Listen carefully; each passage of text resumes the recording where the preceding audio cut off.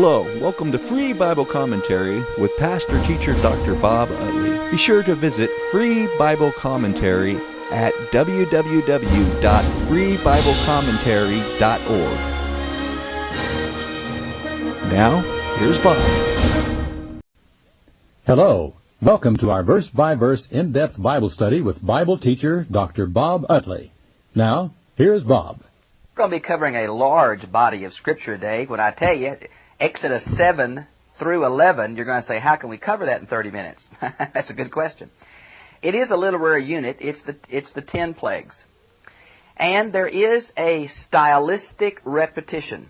And that repetition of form is going to enable us to cover this material in our block of time together.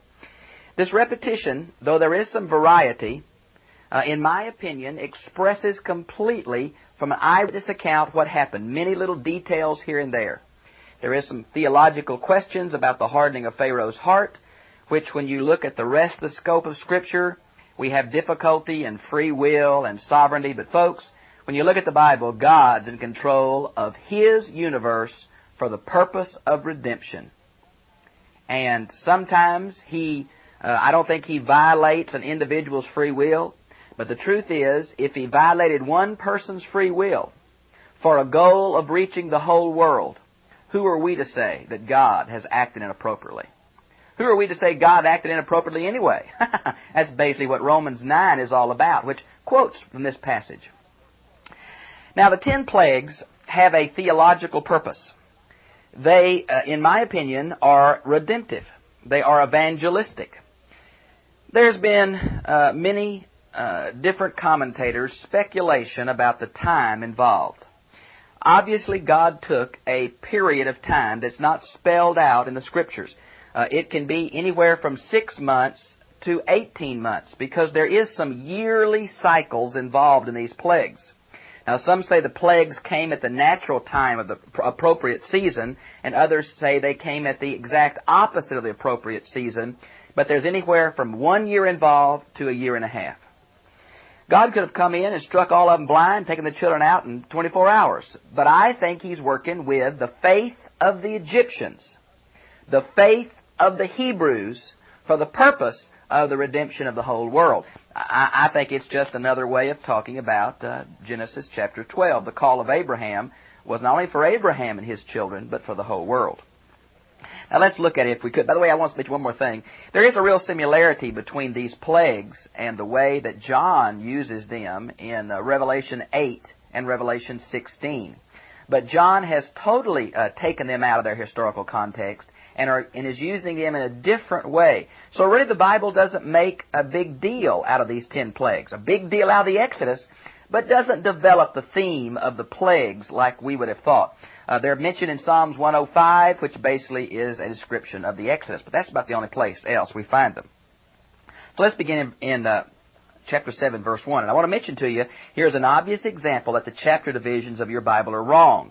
It wasn't done till the Middle Ages, the A.D. Middle Ages, and it was done by finite people. It has nothing to do with the inspiration of the text. Because really, the literary block of material begins in chapter 6, verse 28, and then through chapter 7, verse 7 is really an isolated introduction before the 10 plagues. I'm going to deal with chapter 7, 1 through 7, just to give you a brief background, but it is separate. Then the Lord said to Moses, "See, I make you as God to Pharaoh." And what does this mean? Well, it seems to me there's two real good possibilities. Number one, you're going to be an authority figure for Pharaoh. And number two, Pharaoh thinks of himself as a god. I'm going to make you equal in his sight. Now that seems to be one of the two of those is the thrust here. Notice it mentions that you are to speak all I command you. You and your brother Aaron shall speak to Pharaoh to let the sons of Israel go out of his land. And that's going to be a pattern, going to be all the way through here. But I will harden Pharaoh's heart, and I will multiply signs and my wonders in the land of Egypt. Now I want to say again, every time this hardening is mentioned back in chapter 4, verse 21.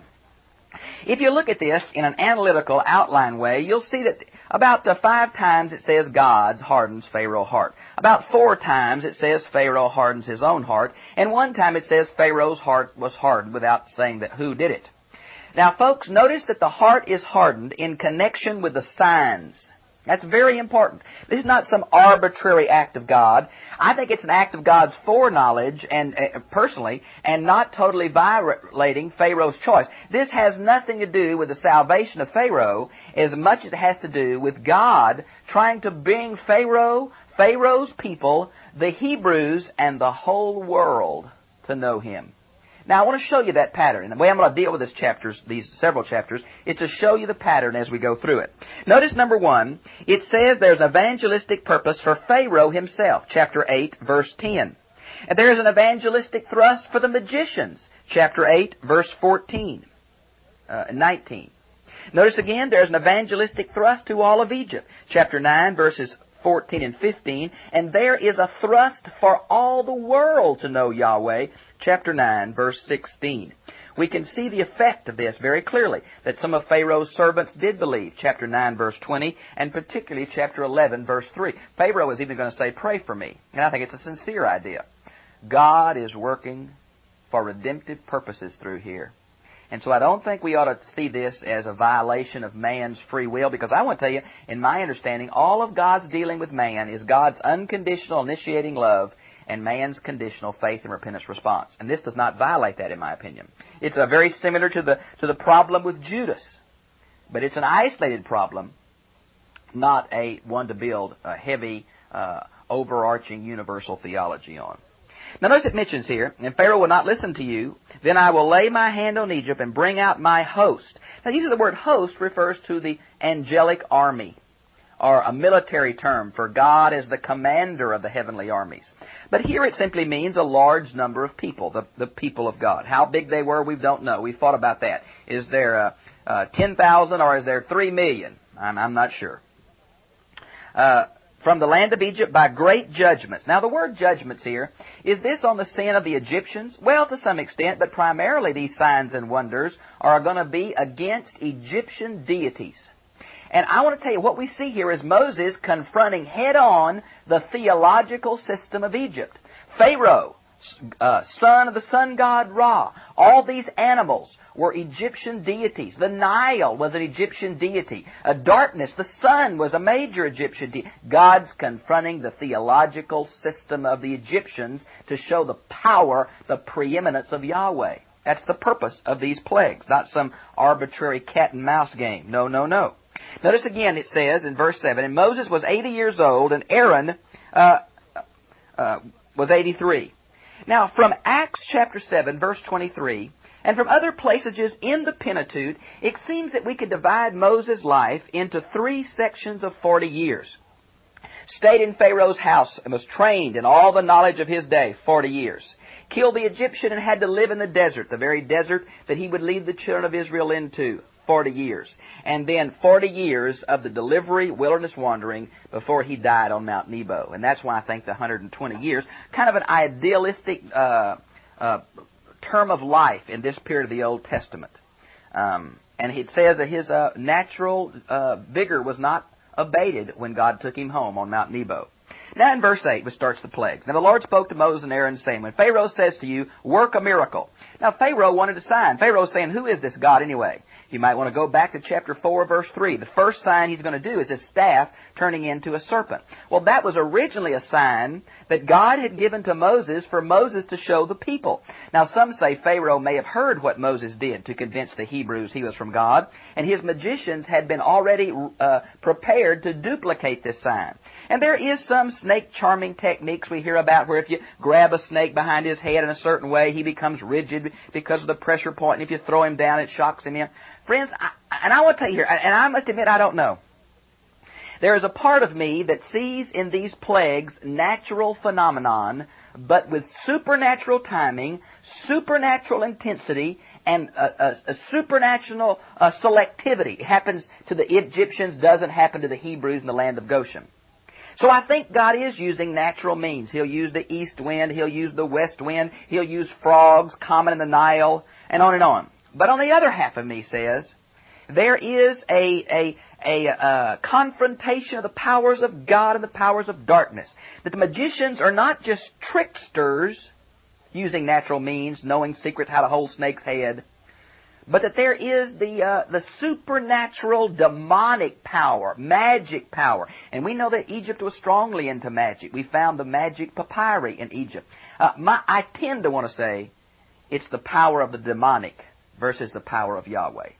For I tell you, I see that throughout the Bible, and I believe in a supernatural interpenetrating the natural. Now notice, if you would, that he throws it down and it becomes a serpent. Now the word serpent here is tannin.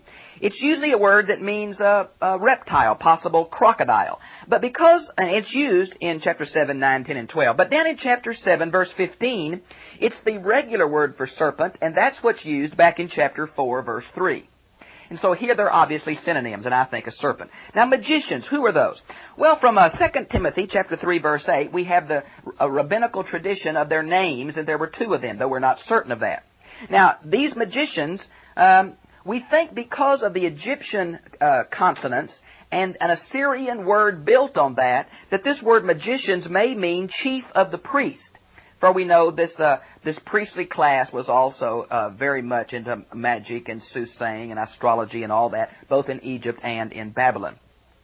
And they did the same with their secret arts. Whether it's trickery or demonic power, I'm not sure. I tend to think it's demonic power. This same thing is going to happen again in verse 22 and in chapter 8, verse 7. But there'll come a place, primarily the gnats, that the Egyptians can't duplicate it. Now, I get so tickled with this. All that the Egyptians need were their wise men turning more water into blood and making more frogs come out of the dust. That ain't no answer. They need to take them away, not bring more. So what help is that, right? Now, this idea of throwing down the staff and then they did it. You know, snake charming is mentioned several times in the Old Testament. It's mentioned in Psalms 58:5. Mentioned in Ecclesiastes 10:11. Mentioned in Jeremiah 8:17. So there was some snake charming in their culture. Moses' staff ate the other ones. Well, now look at verse 14. We have Pharaoh's going to refuse. His heart's going to be hardened. And he's going to go out, as he goes out to the water. Now, I really think that because of chapter 8, verse 20, and chapter 9, verse 13, that Pharaoh is going out to the water every day. Now, why is that? Well, the Nile is one of the major gods of Egypt, and he is going out every day for either a ritual bath or some kind of sacrifice or prayer at the water's edge, in Hebrew called the lip of the river. Now, that's where Moses and Aaron are told to meet him several times in the act of worship, seems to be, in the act of his ritual, which has very great symbolic meaning. Now, he went out there to meet him, and he's going to tell him about the serpent, but he wouldn't believe that. Said, let my people go. He wouldn't believe that. So right there, I think in the act of worshiping the Nile, Moses is going to say, I'm going to show you that my God's more powerful than yours. I'm going to turn this God of yours, this life-giving source. All of Egypt depends on the Nile for its overflowing fertility every year. God's going to strike that Nile, going to turn it to blood. Now you say, Bob, is that literal blood? I don't know. We're going to know that the fish are going to die, and the water is going to stink, and the Egyptians don't want to drink it. Now, is it the water that caused the fish to die? Did the fish dying cause the water to stink? Is it the color red? I don't think it turned to literal blood. I do believe it turned red. Now, if you're into natural means here, we know that one of the upper sources of the Nile goes through Ethiopia. There is a time of the year when the red clay is picked up and turns the Nile red. Is that what this is talking about? If it is, it's supernatural timing, not the element itself. But is there anything else? Well, we know of the red tide in salt water. Maybe there is a natural means here, but it's supernatural in its intent and timing and purpose here. I can't say more than that. I don't know. All the water in Egypt turned to red, blood, whatever you want to say. Now, the people, later on it says, they went down to the water and had to dig holes to get fresh water. So obviously the water didn't stay red over all the land. They could go to the river and dig into the sand and get some water they could drink. So there is some difficulty understanding everything about this that's involved. In chapter 8, we begin with the frogs. There are some Egyptian deities, one male, one female, that have the frog as a form. I think he, again, is attacking this. Is this the natural time when frogs come out, the time of the overflow of the Nile? Maybe so. Is it exactly the opposite time where frogs weren't in the land? I don't know. But, folks, there was more frogs here than they ever saw before. There were frogs in their beds, frogs in their ovens, frogs in their ears, frogs coming out their nose. Boy, Pharaoh says enough of these frogs. So down here he calls Moses and Aaron, and he says, entreat the Lord. This is the first time in chapter 8, verse 8, that he did that. And he said, I will let your people go. Now, I want to show you a pattern here. Apparently, Pharaoh, there's some oriental bargaining going on in these chapters. Moses says this. Pharaoh says, well, I'll give you this much. Moses says, no, I want this. And so you got to see it in light of oriental bargaining. Some of the compromises of Pharaoh are seen here in chapter 8, verse 8, where Pharaoh says, pray for me, get rid of these frogs. Again, we see it in chapter 8, verse 25, where he says, you can go, but you got to sacrifice in the land. Moses says no. In chapter 8, verse 28, he says, you can go, but not too far away. Moses says no. In chapter 9, verses 27 and 28, he just says, get out of here. But then again in chapter 10, verse 8, he says, only the men can go. In chapter 10, verse 16 through 20, and particularly chapter 10, verse 24, he says, you've got to leave your herds. Now, you see the kind of bargaining going to be going on through here. Notice in verse 9, Moses says to Pharaoh, the honor is yours, tell me. Now, this seems to be an idiom that we're not sure of. Some say, particularly one of my favorite Old Testament commentators, he's a little bit liberal for me, but I do like the detail with which he writes, is Childs. I believe he teaches at Princeton or Union, I've forgotten which. I'll give you the advantage, set the time. Maybe that's a good idiom for this. But anyway, it's him setting the time when the frogs will be gone. Why? To show him it's God, not just the natural frog death. And this same kind of you set the time is found in chapter 9, verse 5. And so another supernatural element. They set the time when they came, set the time when they left. Notice in verse 10 it's spelled out, that you may know there is no one like Yahweh our Elohim. Now there's the deal. These signs are for the purpose of evangelism. I hope you see that. It changes this whole thrust. Notice now in verse 16, we have gnats. Now, we don't know what this Hebrew word is. It only occurs here and in Psalms 105:31 where it's mentioned. It's obviously a flying insect. What kind of insect? Fleas, gadflies, mosquitoes?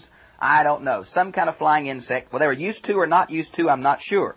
Now, the Jerusalem Targum says wild beast. And that's kind of a bad translation.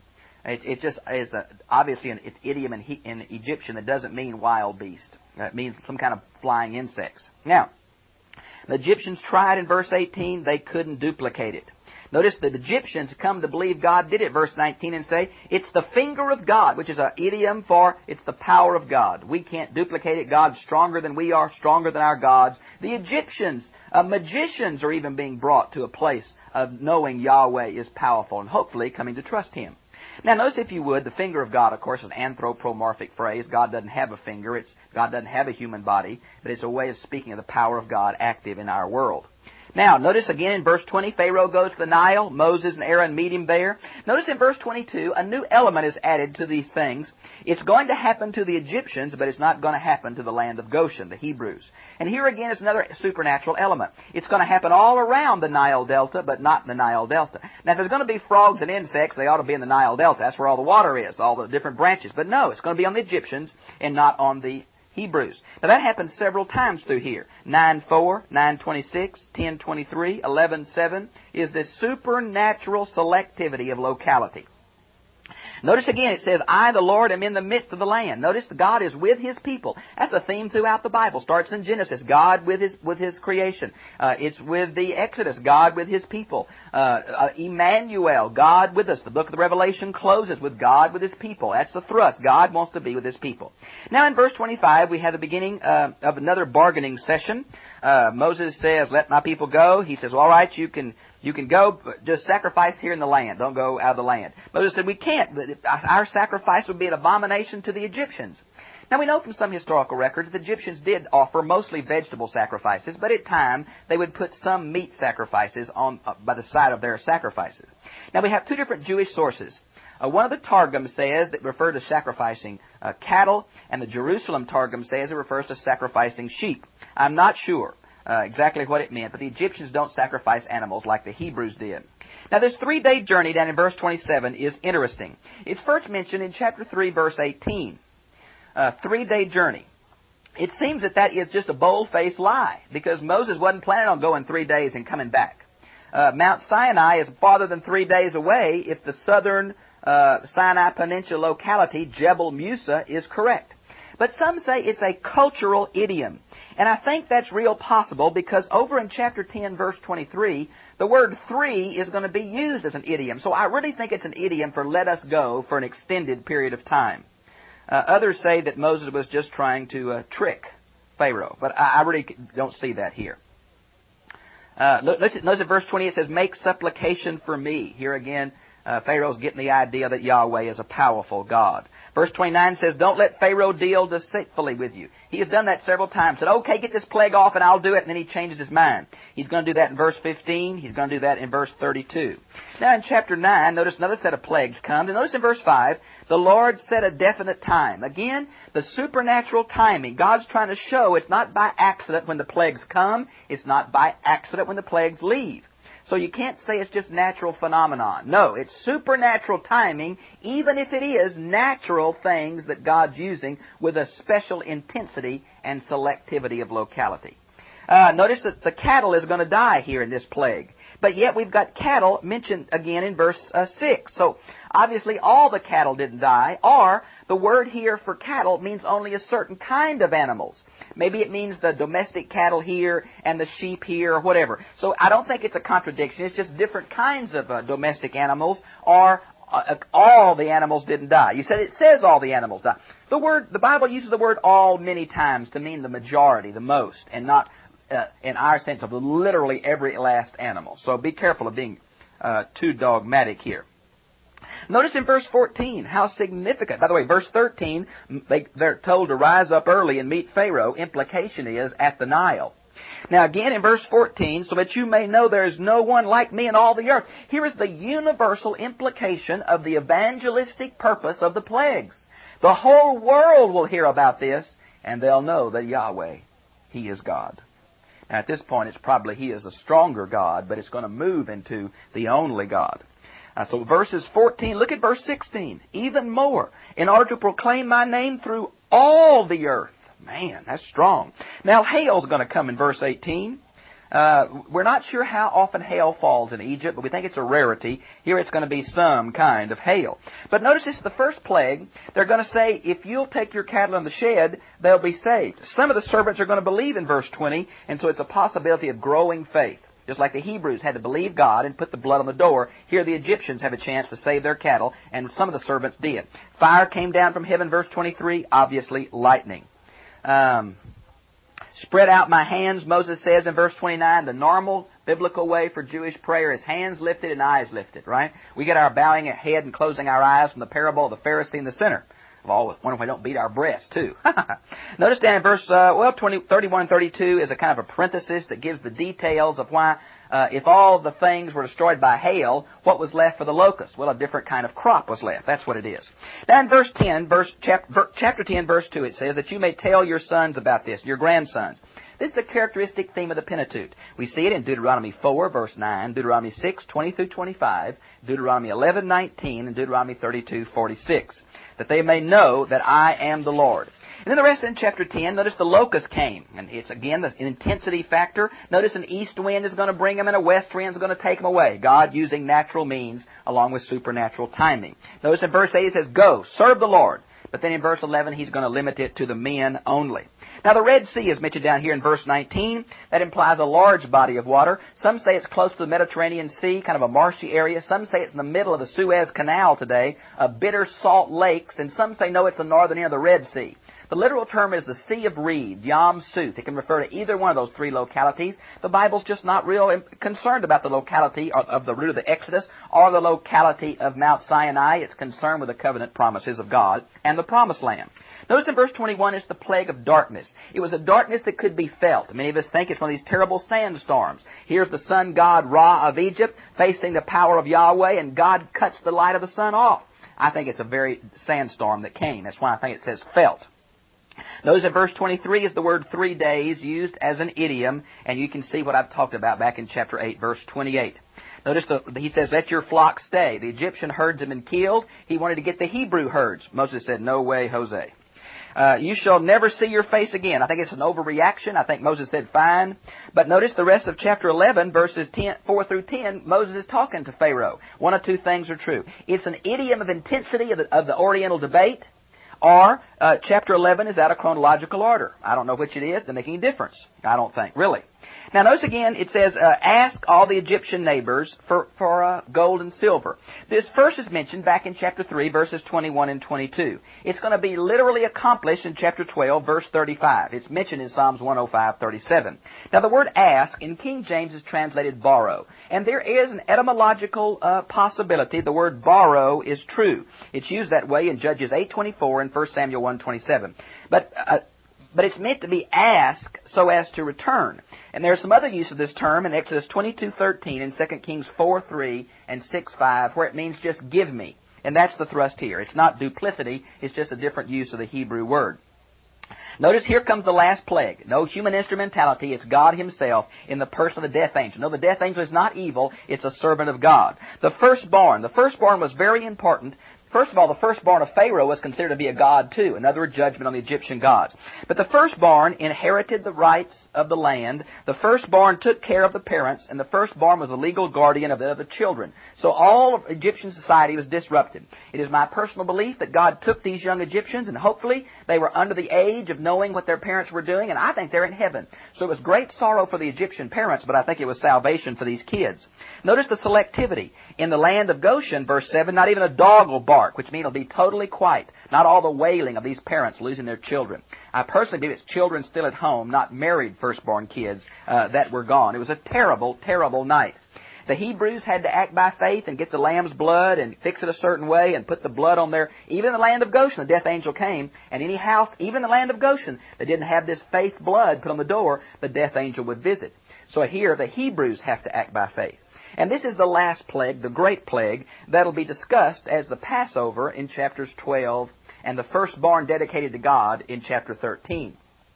Here I think we see the power of God for His major purpose. I think, again, you've got to see the 10 plagues in light of the evangelistic purpose of God and not in God playing favorites.